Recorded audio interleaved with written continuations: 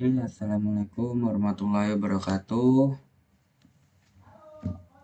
Saya Muhammad Abdul Jalil dengan NIM 23122793. Di sini saya akan menjelaskan terkait dengan database penjualan inventory. Di sini untuk bagian saya merupakan tabel detail pembelian, tabel desain detail pesanan, dan tabel pelanggan.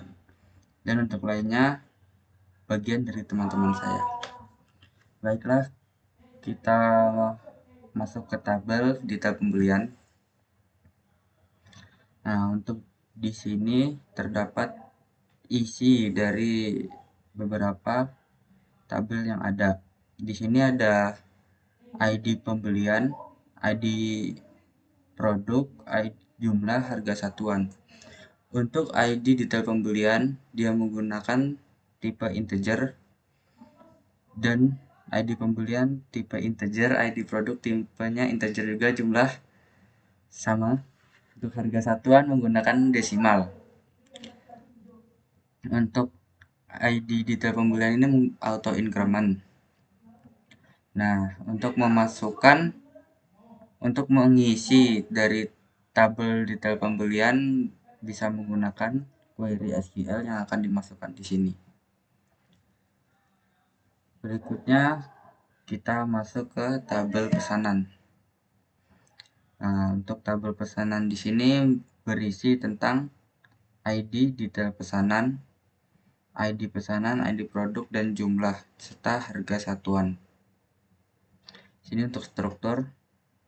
Nah, struktur di sini berisi integer dan harga satuannya itu desimal.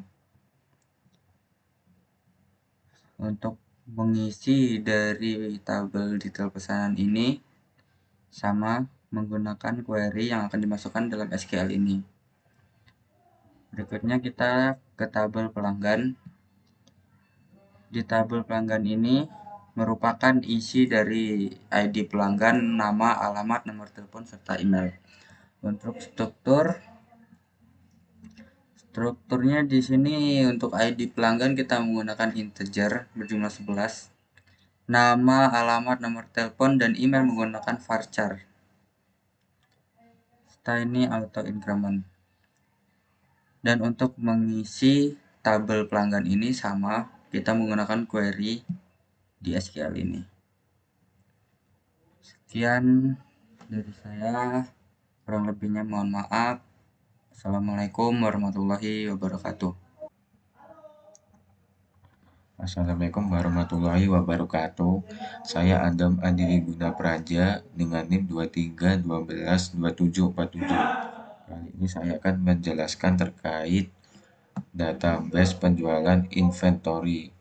Kali ini saya akan menjelaskan tabel pesanan. Ini adalah isi dari tabel pesanan. Strukturnya yaitu ada ID pesanan menggunakan intelijen, tanggal pesanan menggunakan date, ID pelanggan menggunakan intelijen, dan tabel produk ini adalah hasil dari tabel produk, yaitu ada ID produk, nama produk, harga, stok, dan deskripsi. Strukturnya yaitu ID produk menggunakan intelijen, nama produk menggunakan varchar, harga menggunakan desimal, stok menggunakan intelijen, dan deskripsi menggunakan varchar. Sekian dari saya, kurang lebihnya mohon maaf. Wassalamualaikum warahmatullahi wabarakatuh.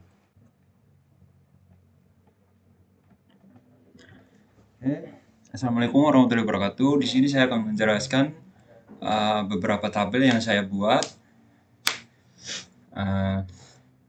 Di sini ada sebelum itu saya akan menjelaskan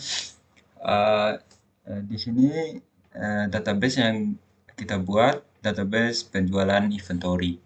Di sini ada beberapa tabel yang kita bikin, ada 1, 2, 3, 8 tabel ya. Terus yang pertama ini tabel detail pembelian, tabel detail pesanan, tabel tabel pelanggan, tabel pemasok, tabel pembelian, tabel pengirim, tabel pesanan, tabel produk. Di sini saya akan menjelaskan cara bikin tabel pemasok, tabel pembelian, tabel pengirim, karena 3 tabel di atas ini udah dijelaskan sama rekan saya, itu Jalil. Terus kita langsung aja saya akan memberitahu cara contoh pembuatan tabel. Karena di sini udah saya buat, jadi saya akan menjelaskan aja tentang tabel ini. Yang pertama, saya akan menjelaskan tabel pemasok. Di sini kita menggunakan 5 entitas, yaitu yang pertama ID pemasok dengan menggunakan integer 11 auto increment. Terus yang kedua nama, kita menggunakan varchar 50 pakai 0. Terus yang ketiga alamat, kita memakai varchar. Terus yang alamat tadi varchar 100, terus yang keempat nomor telepon varchar 20. Terus yang nomor 5, terus yang kelima ada email, kita pakai varchar 100 juga. Terus lanjut terus ke query-nya, kita di sini memasukkan beberapa query dari query-nya. Terus ada ID pemasok, nama,